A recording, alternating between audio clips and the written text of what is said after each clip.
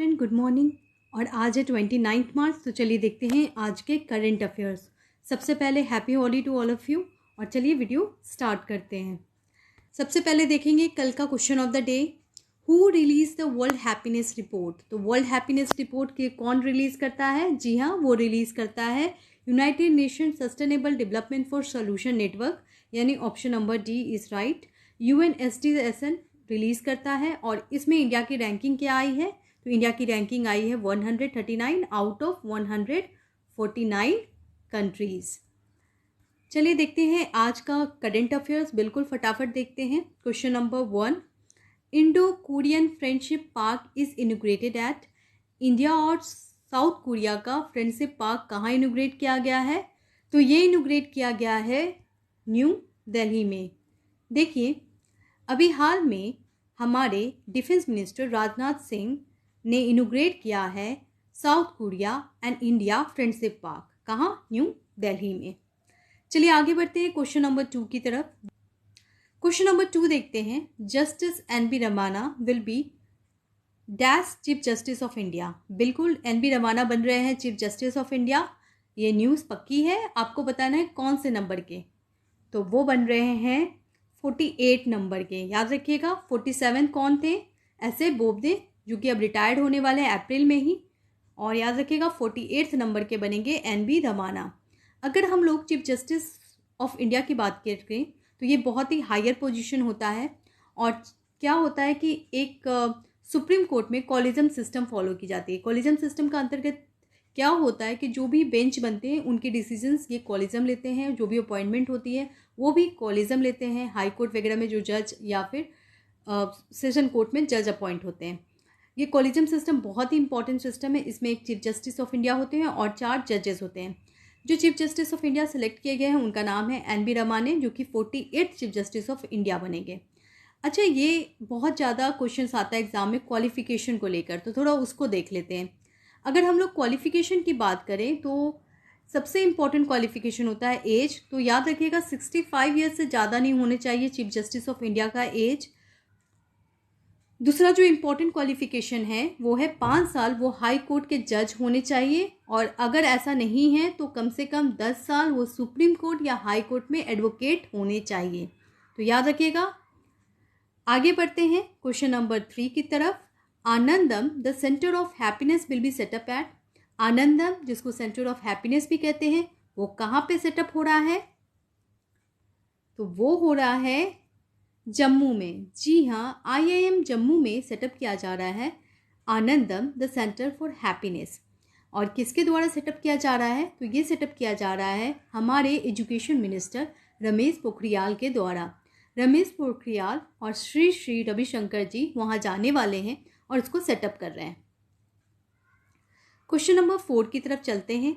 Recently government of India has made 4-point plan to deal the situation of which canal. काफ़ी ज़्यादा news में है इसलिए इसको कवर किया जा रहा है।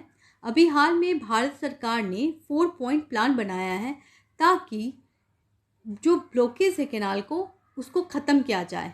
तो ये किससे रिलेटेड है? ये एक्चुअली ब्लॉकेज कैनाल है स्विस कैनाल। जी हाँ, स्विस कैनाल ब्लॉक हो गया है। अब वो कैसे ब्लॉक हो गया है? Because of evergreen ship. देखिए, एवरग्रीन शिप जो है वो क्या है, बिल्कुल ब्लॉक कर दिया इस कैनाल को। आप देख रहे हो इस पिक में। क्यों ब्लॉक हो गया है? क्योंकि ऐसा था कि एक मतलब जो शिप जा रहा था वो विंड के प्रेशर के कारण वो टर्न हो गया। और ऐसा टर्न हो गया कि बिल्कुल ब्लॉक हो गया। और ब्लॉक होने से बहुत ज़्यादा नुकसान हो रहा है। क्यों? क्योंकि अगर हम लोग मैप देखें स्विस कैनाल का, तो स्विस कैनाल कहाँ पे है? यहाँ पे है। और बहुत ही इंपॉर्टेंट कैनाल है क्योंकि ये ट्रेड होता है। किससे होता है? ईस्ट और वेस्ट का ट्रेड होता है। ठीक है, तो वेस्ट को ईस्ट से कनेक्ट करता है ये कैनाल और ईस्ट को वेस्ट से कनेक्ट करता है। तो ट्रेडिंग के पर्पज़ से ये बहुत इंपॉर्टेंट है। क्योंकि यहाँ पे ब्लॉक हो गया है तो बिल्कुल ट्रेड रुक गया है। तो बहुत सारी जो गवर्नमेंट है वर्ल्ड की वो इस पर बहुत सारे प्लान्स निकाल रहे हैं कि कैसे इस ब्लॉकेज को हटाया जाए, इस शिप को कैसे निकाला जाए। तो इसीलिए ये काफ़ी ज़्यादा न्यूज़ में है। DD न्यूज़ से लिया गया है ये न्यूज़, तो बहुत इंपॉर्टेंट हो जाता है। और क्योंकि स्विस कैनाल एक स्टैटिक पोर्शन भी है तो थोड़ा जान लेते हैं। स्विस कैनाल की जो लेंथ है वो है 193 किलोमीटर। याद रखिएगा। और दूसरी इंपॉर्टेंट पॉइंट स्वीज कैनाल कहाँ है? इजिप्ट के पास है, तो उसका पूरा कंट्रोल जो है वो इजिप्ट को है। जैसे रोड पे हम लोग टैक्स पे करते हैं ना, वैसे ही वहाँ पे इस शिप के मूवमेंट से इजिप्ट को रेवेन्यू अर्न होता है। ठीक है, तो याद रखिएगा। क्वेश्चन नंबर 5 को देखते हैं। Which Indian wrestler has included in the hall of fame 2021? तो हॉल ऑफ फेम 2021 में कौन से रेसलर को इंक्लूड किया गया है? यस, इसका आंसर है दिलीप सिंह राणा। अब ये कौन है? बिल्कुल आप इन्हें पहचानते हैं, ये है खली। द ग्रेट खली को इंक्लूड किया गया है हॉल ऑफ फेम 2021 में। तो ये एक इम्पॉर्टेंट न्यूज़ है। क्वेश्चन नंबर 6 की तरफ चलते हैं। NASA's curiosity rover has discovered cloud on. अभी हाल में नासा के क्यूरियोसिटी रोवर ने क्लाउड देखा है। अब आपको बताना है कहाँ है ये क्लाउड, क्योंकि उसके पिक आए हैं अभी न्यूज़ में काफ़ी ज़्यादा है। बिल्कुल सही, ये है मार्स में, क्योंकि क्यूरियोसिटी रोवर कहाँ का है? मार्स का है। ठीक है, मार्स के लिए मिशन है क्यूरियोसिटी मिशन, जिसके अंतर्गत क्यूरियोसिटी रोवर को मार्स पे भेजा गया है। देखिए रोवर क्या होता है? लैंडर रोवर आपने सुना होगा।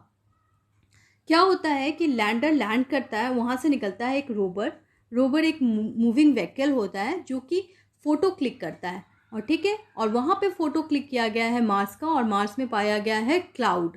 तो ये इंटरेस्टिंग न्यूज़ है। क्वेश्चन नंबर 7 की तरफ चलते हैं। और अगर आपको वीडियो अच्छा लगे तो प्लीज़ लाइक कर दें, शेयर कर दें, और चैनल को भी सब्सक्राइब कर दें अगर आपने नहीं किया है, ताकि डेली आपको करंट अफेयर्स मिल जाए। क्वेश्चन नंबर 7 की तरफ चलते हैं। Who has recently launched the tribal initiative to achieve TB free India?